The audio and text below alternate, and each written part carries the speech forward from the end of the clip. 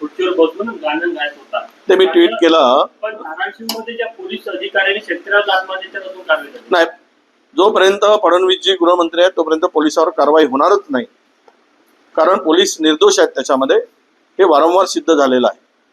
त्या कशाला बिचारा लात मारू देत, जीव घेऊ देत, पण अजिबात कारवाई करायची नाही. हा निर्धारच गृह खात्याने केलाय, त्यामुळे कारवाई होण्याचा प्रश्न नाही. महसूल खात्या करताय, कारण काहीतरी दाखवायचंय त्यामुळे.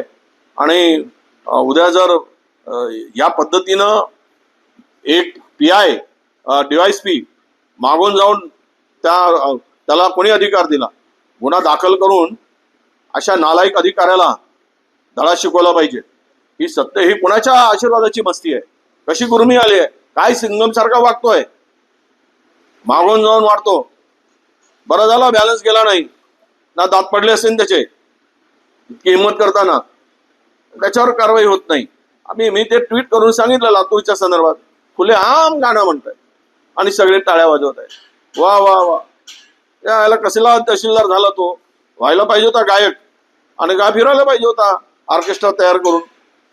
अशी प्रशासनात हे जे नग आहेत एक एक, या नगांच्या विरुद्ध सरकार कारवाई करते की नाही याकडे आमचं लक्ष आहे.